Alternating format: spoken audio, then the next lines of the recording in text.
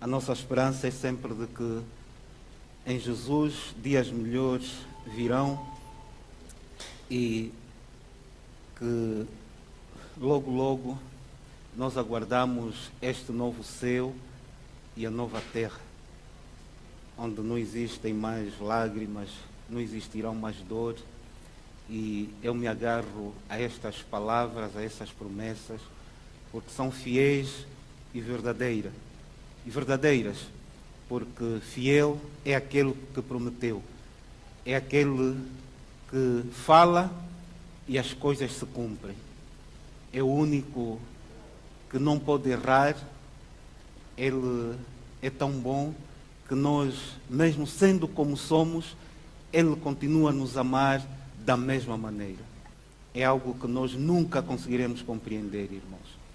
E agradeço à direção da igreja por me ter concedido o tempo de mais uma vez falar para o santo povo de Deus.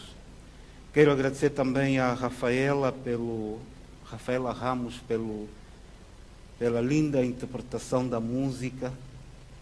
E a música prepara o coração para a recepção da mensagem da palavra de Deus.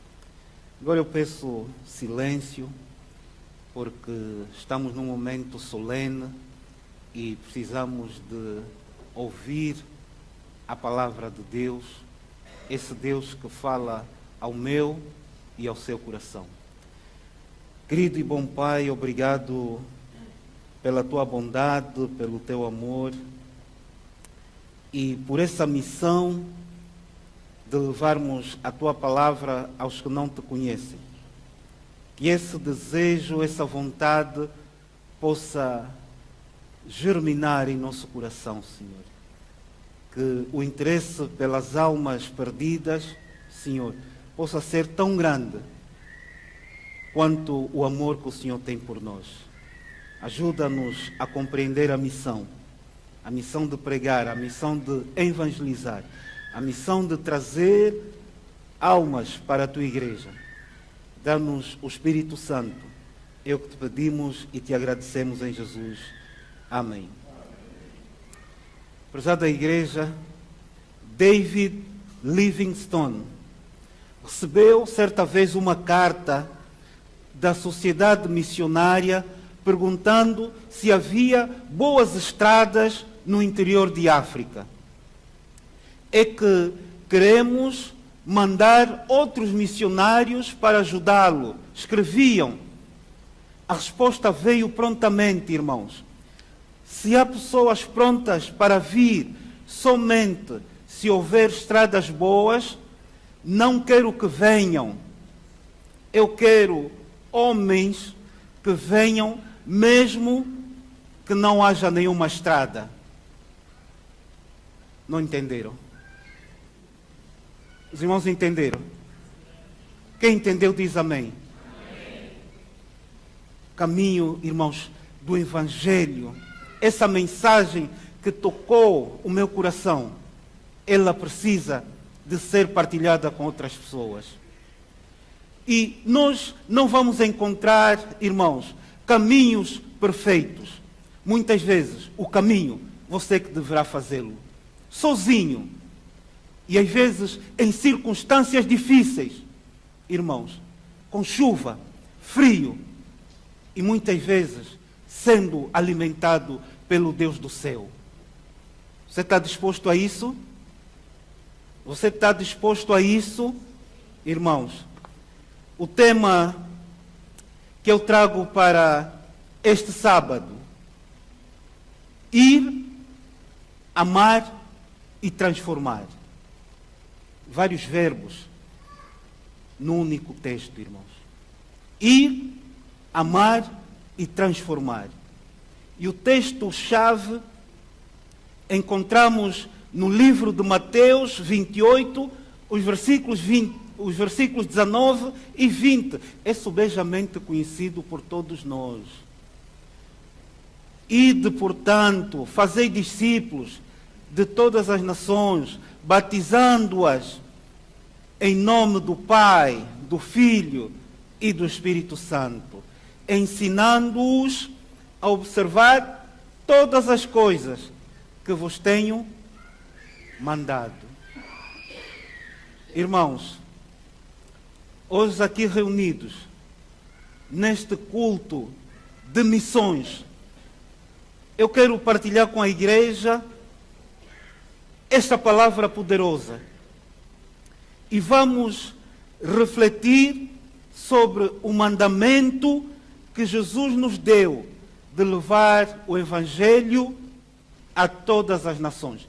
E todas as nações, às vezes nós pensamos, é sair daqui e ir para um outro país distante. Não! O Evangelho começa em Jerusalém, na tua própria casa, irmãos. Dentro das tuas portas, intramuros, o Evangelho começa aí. Não se atreva em pregar além-mar quando a tua casa está em crise. Irmãos, estão a compreender? Não vamos sair sem antes fazermos o nosso papel em casa. Os irmãos sabem por que Jesus teve dificuldades em ser aceito?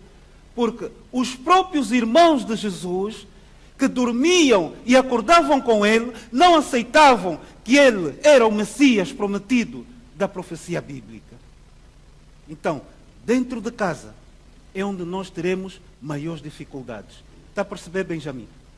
Dentro de casa é onde nós teremos as maiores dificuldades. E sobre fazer missões baseados no ensino e vida de Jesus, nós, igreja, devemos pensar em 3 palavras-chave: ir, amar e transformar. Vocês podem esquecer tudo o que eu vou dizer, mas não se esqueçam disso. Ir, amar e transformar. Primeiramente, Jesus nos manda ir. Ide é imperativo. Não é eu tenho vontade e eu vou. Não. Tendo vontade ou não, você deve ir. Isso não é uma questão de, não tenho dom para isso. Você deve ir. Aqueles que têm falta de sabedoria, que a todos dá liberalmente. Irmãos, não há desculpas para isso. A missão é de Deus. A missão não é minha. A missão não é do ancião coordenador. A missão não é do pastor. A missão é minha. Às vezes, colocamos na nossa cabeça que quem deve pregar é o pastor porque é pago. Cuidado. Cuidado, irmãos. Todos nós devemos nos envolver nesta missão. Por isso, ir, amar e transformar é a nossa grande responsabilidade. Não podemos permanecer estáticos em nossas igrejas, mas devemos sair às ruas, às comunidades e além fronteiras. Começamos aqui. A nossa vizinhança já sabe que nós somos cristãos, adventistas do 7º dia. Conhecem os nossos hábitos, os nossos costumes, como é que nós nos comportamos. Comemos o quê? Por que não comemos aquilo? Aguardamos o quê? Quando nós dizemos, sou adventista do 7º dia, o advento é o quê, irmãos? O que é o advento? Nós devemos saber isso. Certa vez, um homem chegou no palácio de Buckingham, na Inglaterra, e perguntou ao segurança, o que é que você está a guardar? Sabem o que ele respondeu? Não sei. Você é adventista por quê? Por que que nós somos o povo do advento? Nós devemos saber. Devemos estudar. Nós devemos saber, irmãos.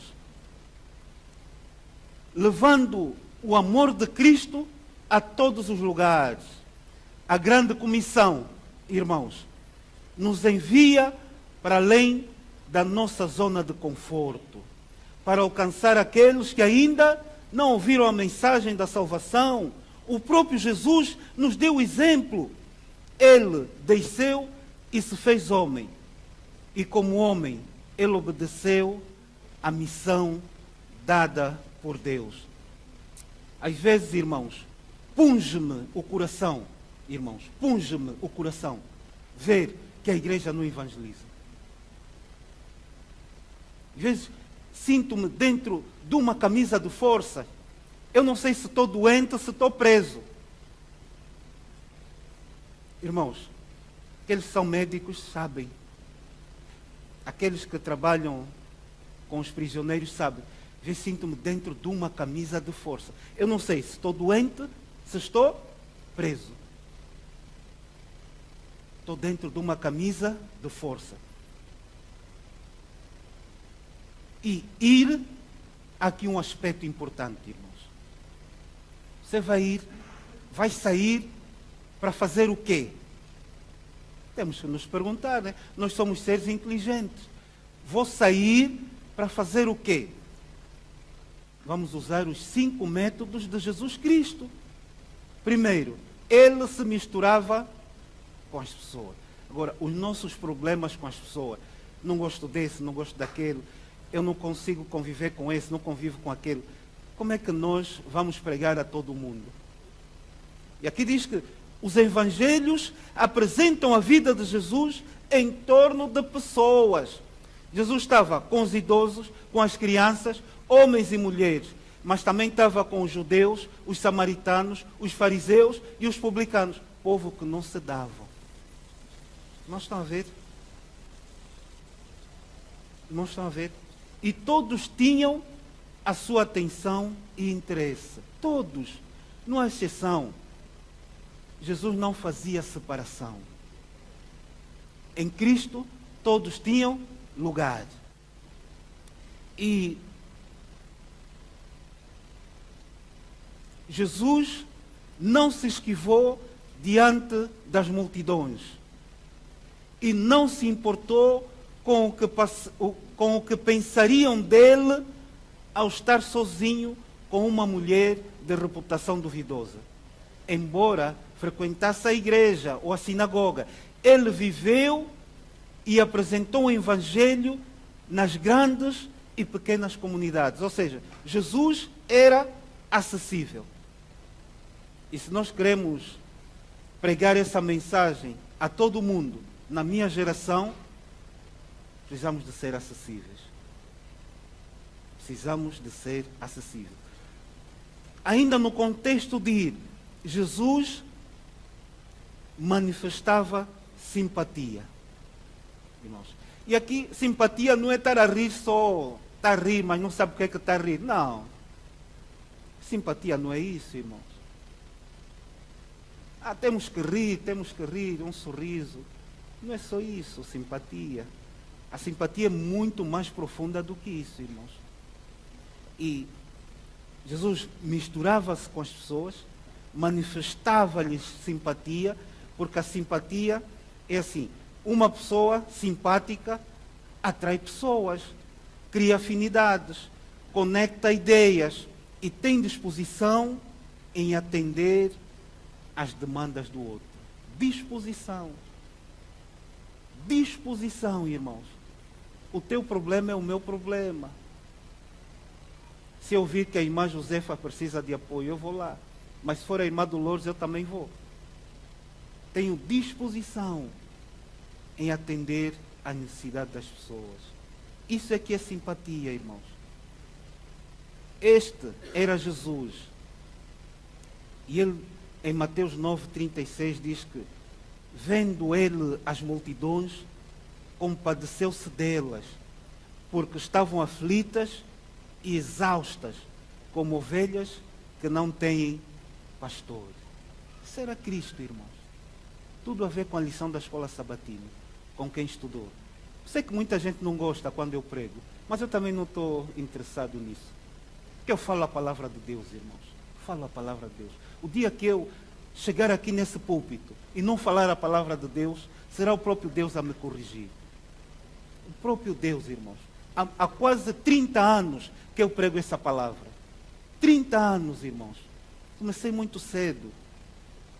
O meu chamado começou muito cedo. E, avançando no nosso estudo, nós podemos ver que ir, pois nós temos que amar. Ir, amar e transformar. Em segundo lugar, precisamos de amar. A missão de Cristo foi impulsionada pelo amor e devemos seguir o seu exemplo. Devemos amar as pessoas como Ele nos amou, incondicionalmente e sem reservas, irmãos. Vocês devem me amar sem reservas. Irmãos, sem reserva. Não pode existir um mas também naquele dia, mas também o que ele disse, mas também como ele se comporta. Irmãos, estão a perceber? Não pode existir um mas. Irmãos, sem reservas. Eu fico admirado a estudar as histórias bíblicas de homens que foram sanguinários. Irmãos, sanguinários. Chegaram a comer os próprios filhos, sacrificaram os próprios filhos. Está na Bíblia. Eu não vos digo quem é, vão investigar. Mas Deus perdoou essas pessoas, irmãos. Essas pessoas estarão no céu. Como é que é possível? E nós ainda não chegamos a esse ponto. Mas às vezes não conseguimos perdoar o irmão. Às vezes nós temos disposição de ir a quem nos ofendeu, mas a pessoa não tem disposição de nos aceitar. Como é que a gente fica? O que é que a gente faz? Continuamos a amar da mesma maneira? É o que eu digo, nem todos os cristãos são iguais, mas Deus ama todos da mesma maneira. É assim. É assim. Esse amor, irmãos, ou seja, é esse amor que nos capacita a superar barreiras culturais. Mas a nossa igreja é multicultural. Eu não sei como é que nós lidamos com isso, mas é multicultural. Muitas culturas dentro de uma só. E precisamos ter muito tato, irmãos, muito tato. Porque não somos todos iguais. Não somos todos iguais. Angolanos, santomenses, brasileiros, ucranianos, somos todos diferentes. Até nós, angolanos, não somos todos iguais.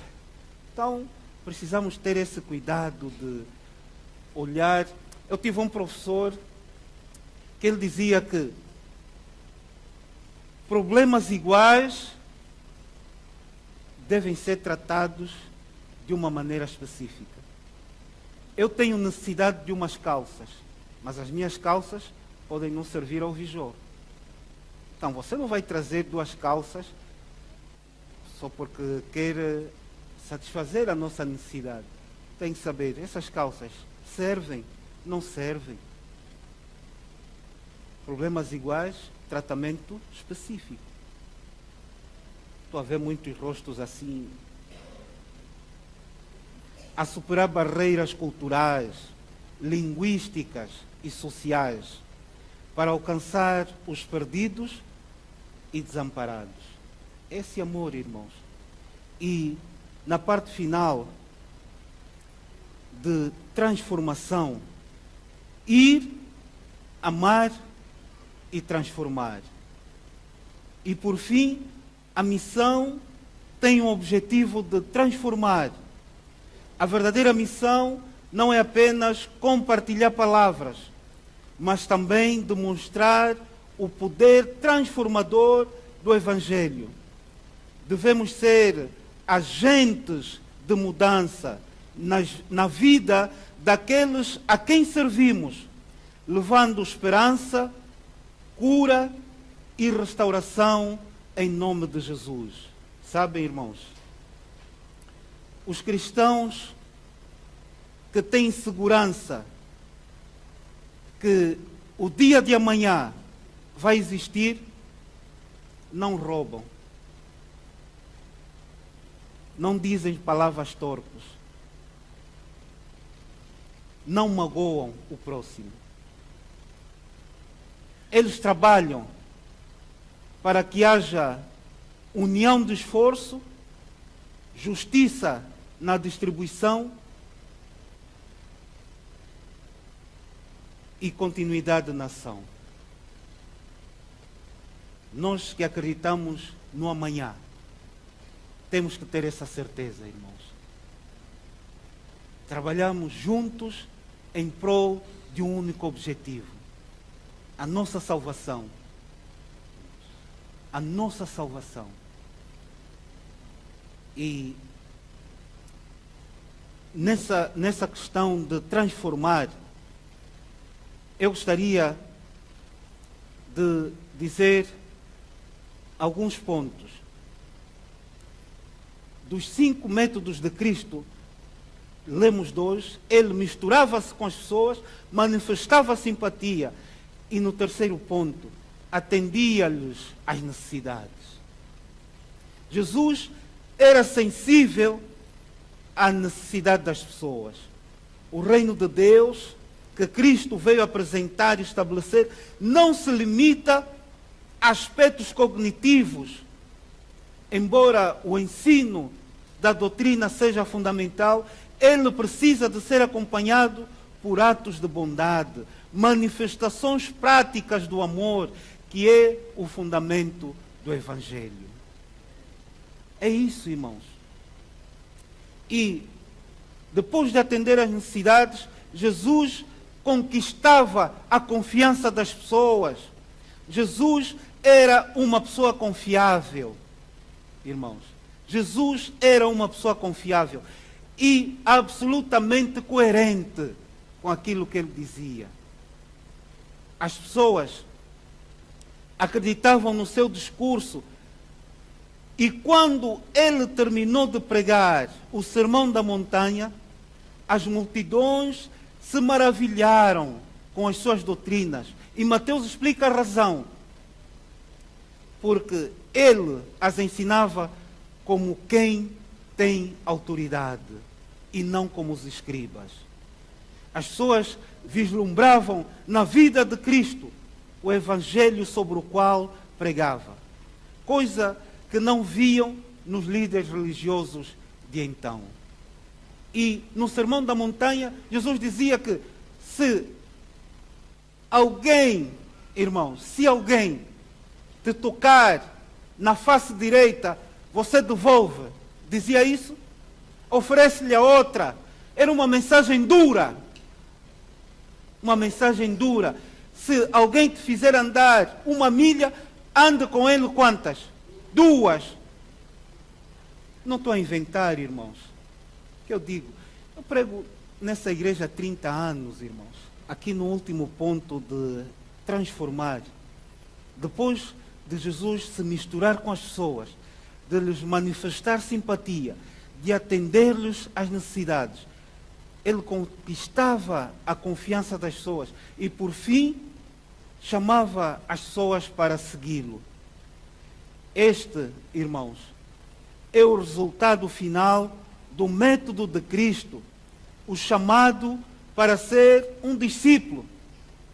E observe que, antes de voltar ao céu, Jesus colocou a igreja em movimento na direção daqueles que não o conheciam. Ou seja, vocês agora vão, ide e pregai esse evangelho do reino.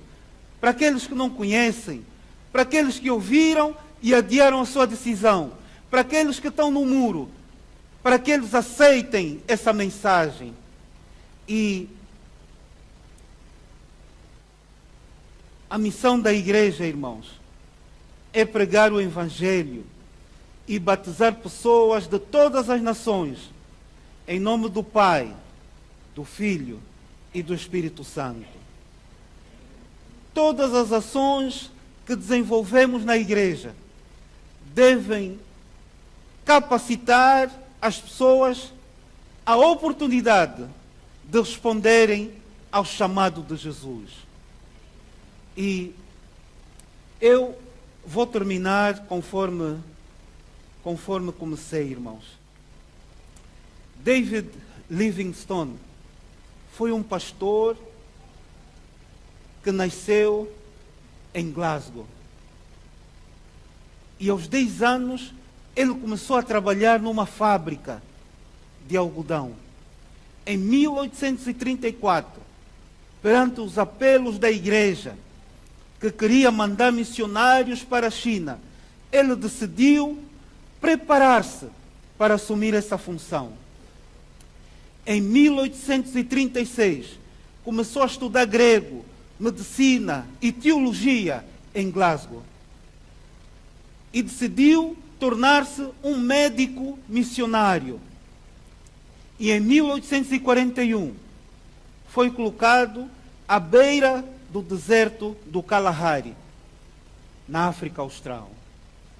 Livingstone, irmãos, sentiu-se fascinado pela missão de chegar a novos povos no interior da África e apresentá-los o cristianismo, bem como libertá-los da escravidão.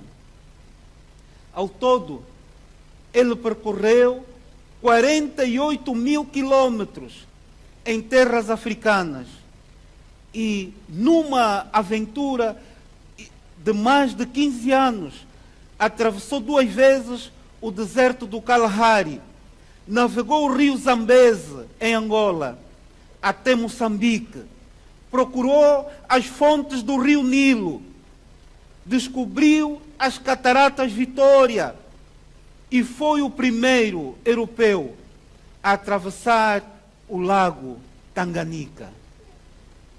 Cruzou o Uganda, passou pela Tanzânia e foi até o Quênia.